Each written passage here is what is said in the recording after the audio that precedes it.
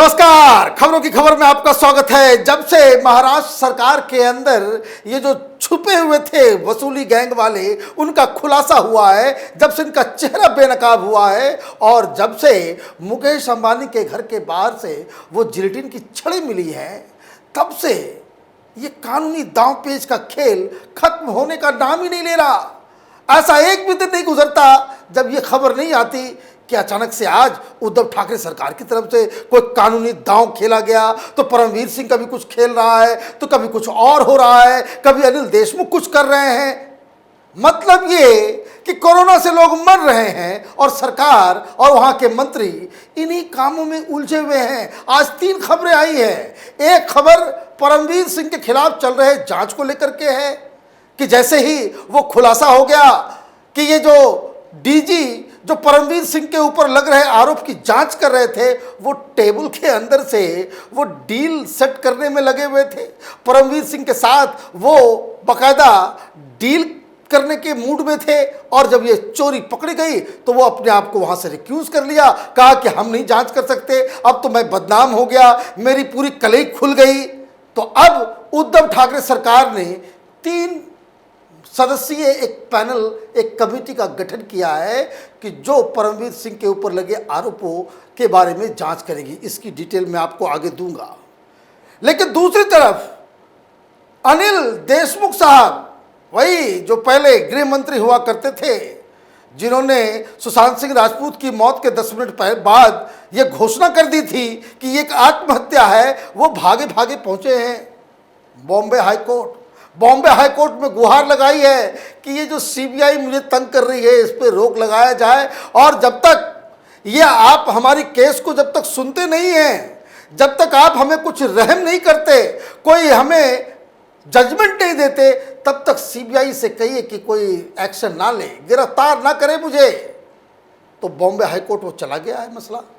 और तीसरी खबर आ रही है कि इस बार 2 क्रिकेट बुकी निकले हैं सामने और वो आरोप लगा रहे कि ये परमवीर सिंह झूठे केसेस बना करके मेरे से इन लोगों ने 5 करोड़ रुपए वसूली किए थे।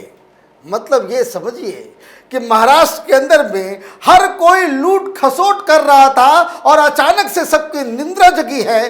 कोई पुलिस ऑफिसर जो अब तक की सब चीज में इन्वॉल्व था, उसके अंदर की अंतरात्मा जग गई है, तो वो विसिल ब्लोअर बन गया है। एक मिनिस्टर है जो घर के अंदर बैठ करके सारा खुला खेल फरूकाबादी, बिना कानून के खौफ के दलाली का काम कर रहा था, तो वो भी न्याय की गुहार लगा रहा है। और सरकार के बारे में कहना क्या, सरकार तो अपनी जान बचाने के चक्कर में हर दिन कोई न कोई नई गोटी फिट करने में जुटी हुई है। लेकिन बड़ी खबर परमवीर सिंह को लेकर के है कि किस तरीके से 2 बुकीज ने ये आरोप लगाए हैं कि 2018 में मेरे ऊपर गलत केस डालकर 5 करोड़ रुपए ऐंठे। खबर क्या आई है, जरा खबर पढ़िए कि उसमें क्या लिखा हुआ है। बुकीज सोनू जालान और केतन तन्ना along with businessman Noor Ahmed have written to the Chief Minister, Home Minister and the Director General of Police alleging that in 2018 police officer Sharma, N.T. Kadam and Rajkumar arrested them and extorted money. The duo alleged that a person with whom they had a financial dispute filed a false complaint and the police implicated them in betting case.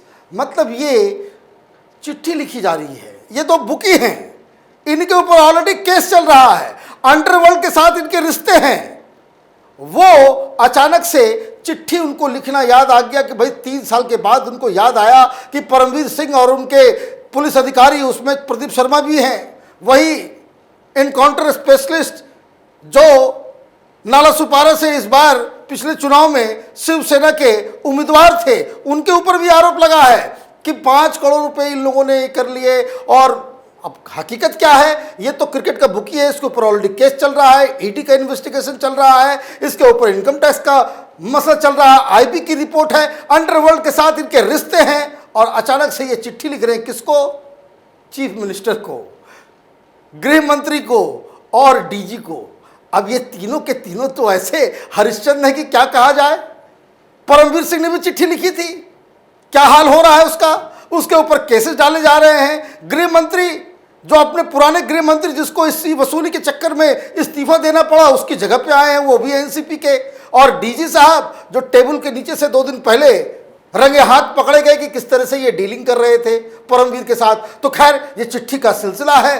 अब सवाल ये उठ रहा है कि अचानक से परमवीर सिंह के खिलाफ ये तमाम लोग चिट्ठियां क्यों लिख रहे हैं, ये इतने सारे केसेस को क्यों खंगाला जा रहा है। इसका मतलब बिल्कुल साफ है कि परमवीर सिंह को एन केन प्रकारेण उसने वो जो खुलासा किया, वो जो एज ए विसल ब्लोअर उसने तमाम इस कच्चे चिट्ठा को खोल के रख दिया कि किस तरह से उद्धव ठाकरे की सरकार दरअसल एक वसूली सरकार है। उससे उस चिट्ठी को वापस लेने की जुगत में ये लोग लगे हुए हैं। अब पहले तो डीजी साहब जो परमवीर सिंह के बिल्कुल जानी दुश्मन हुआ करते थे, वो बाकायदा इसकी तहकीकात में जुटे हुए थे, लेकिन उनका भी स्टिंग ऑपरेशन परमवीर सिंह ने कर दिया। वैसे मानना पड़ेगा परमवीर सिंह है वैसे बहुत चतुर। मैं बार बार इस बात को कहता आ रहा था कि परमवीर सिंह कागज के बड़े पक्के अधिकारी हैं और इसलिए ये हर पोल पट्टी को खोलने के लिए वो भिड़ गए हैं। अब डीजी साहब तो पकड़े गए, तो डीजी साहब ने कह दिया कि भाई अब तो हम बेनकाब हो गए, अब पता नहीं मेरे ऊपर भी कोई केस कर दे, हाईकोर्ट चला जाए तो मेरी कुर्सी भी चली जाए, तो इससे बेहतर होगा कि मैं अब इस केस से अपने आप को विड्रॉ करता हूं। अब विड्रॉ हो गए तो अब कौन करेगा, जब आपका सबसे बड़ा पुलिस अधिकारी ही रंगे हाथ पकड़ा जाए। उद्धव ठाकरे सरकार और उद्धव ठाकरे साहब को तो इंट्रोस्पेक्शन अब करने का समय आ गया है। आपको कुछ न कुछ तो सामने आकर के, कब तक ये चलता रहेगा, पब्लिक बेवकूफ नहीं है।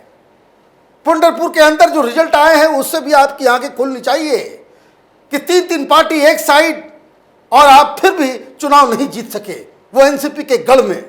अब मसला ये है कि उद्धव ठाकरे सरकार कैसे इनको नापे। तो अब 3 सदस्यीय कमेटी बनाई गई है, उसमें एक आईएएस ऑफिसर को रखा गया है। अब कैसे क्या होगा भगवान मालिक, लेकिन ये तो साफ साफ लग रहा है कि लगातार जितने भी डिस्क्रेडिटेड लोग हैं, जो सस्पेंडेड पुलिस ऑफिसर हैं, जिनके दामन पे खुद दाग लगे हुए हैं कई सारे, वो अचानक से सत्यवादी हरिश्चंद्र बन करके ये जो चिट्ठी लिखने का काम कर रहे हैं, ये जो अंडरवर्ल्ड के लोग, ये जो बुकी है जिसका पूरा इतिहास ही काला है, वो चिट्ठी लिख करके वो क्या साबित करना चाहता है ये तो भगवान जाने। लेकिन ये कानूनी दांव पेच है, पूरा दिमाग इसी पे लगा हुआ है सरकार का, अधिकारियों का, आईएएस ऑफिसर्स का, पुलिस अधिकारियों का, कि किस तरीके से इस मसले को सेटल किया जाए, वरना कुर्सी तो जाएगी जाएगी, इज्जत भी जाएगी। अब मसला तो सीबीआई जांच कर रही है, सीबीआई ने छापे भी मार दिए, सीबीआई ने बाकायदा एफआईआर भी दर्ज कर लिया। अब समय आ गया है कि किस तरीके से बाकायदा अनिल देशमुख साहब की गिरफ्तारी हो। अब गिरफ्तारी के डर से उन्होंने एक नया पैंतरेबाजी की है, वो चले गए हैं बॉम्बे हाई कोर्ट। खैर उनका अधिकार है, किसी भी नागरिक का ये अधिकार है कि आपके खिलाफ कोई कार्रवाई चल रही है, अगर आपके पास लीगल ऑप्शन है तो इसमें कोई गलत नहीं है, आपके पास ये अधिकार है, तो आप हाई कोर्ट में जाकर के उनसे गुहार लगा सकते हैं। उन्होंने क्या गुहार लगाया है? Farmer Maharashtra home minister Anil Deshmukh has moved Bombay high court seeks to quash the FIR registered against him by CBI. He also pleaded for interim protection from any coercive action by the agency. अब ये चले गए हैं वहां इसलिए गए हैं क्योंकि ये बार बार, ये देखिए लॉजिक किस तरीके से ये सरकार काम कर रही है। पहले तो डीजी साहब ये मांग कर रहे थे कि भाई आप चिट्ठी लिख दो, विड्रॉ कर लो ये कंप्लेन आप विड्रॉ कर लोगे तो हाईकोर्ट के आदेश पे ये जो सीबीआई काम कर रही है वो मीनिंगलेस हो जाएगा। जब चिट्ठी नहीं रहेगी परमवीर सिंह की, वो ही विड्रॉ हो जाएगी तो केस खत्म हो जाएगा। लेकिन वो दांव भी उल्टा पड़ गया, डीजी साहब को ही इस केस से बाहर जाना पड़ा। अब वो अलग अलग दलील दे करके वो हाईकोर्ट में जाकर के इस मसले को फंसाना चाह रहे हैं कि हम इस केस को, इसकी सुनवाई चलते रहे, टलते रहे, और जब तक बॉम्बे हाईकोर्ट का फैसला ना हो जाए। क्या प्ली है? 2 प्ली है। एक कि सीबीआई जो जांच कर रही है वो जांच खत्म हो जानी चाहिए। क्यों? इसका आधार क्या है? इसका आधार ये है कि एक अधिकारी जिसको हमने सस्पेंड किया, जिसको हमने मुंबई पुलिस कमिश्नर के पोस्ट से हटा करके हमने कहीं और ट्रांसफर किया, इसलिए उस खुन्नस में वो हमारे ऊपर अनर्गल आरोप लगा रहा है। और दूसरा जो और भी अहम है वो ये है कि अनिल देशमुख के खिलाफ जो सारे सबूत जमा हुए थे वो तो स्टेट इंटेलिजेंस डिपार्टमेंट की चीफ आईपीएस रश्मि शुक्ला ने जो सबूत दिए थे, जो ऑडियो रिकॉर्डिंग है, जो फोन टैपिंग के जरिए जो सबूत इकट्ठा किए गए थे, वो एक आधार है सीबीआई के पास एफआईआर दर्ज करने का। तो अब लग रहा है यही कि देशमुख बॉम्बे हाईकोर्ट को ये बताने जा रहे हैं कि ये जो रिकॉर्डिंग की गई, ये जो सबूत इकट्ठा किए गए वो इलीगल तरीके से किए गए, और अगर प्रोसेस जो सबूत कलेक्ट करने का प्रोसेस ही इलीगल है तो उसका जो जितने भी सबूत जो मिले हैं वो कोई मायने नहीं रखता। इसलिए जो सीबीआई जिस सबूत के आधार पे मेरे ऊपर वो एफआईआर कर रही है, हमारे ऊपर जो केस चलाना चाह रही है, उसको खत्म किया जाए, ये प्ली है। और दूसरा प्ली ये है कि और जब तक आप फैसला नहीं करते हैं तब तक सीबीआई से ये कहिए कि मुझे गिरफ्तार ना करें। अब सवाल ये है कि बॉम्बे हाईकोर्ट ने कहा है कि भाई अगले सप्ताह इस पे हम सुनवाई करेंगे।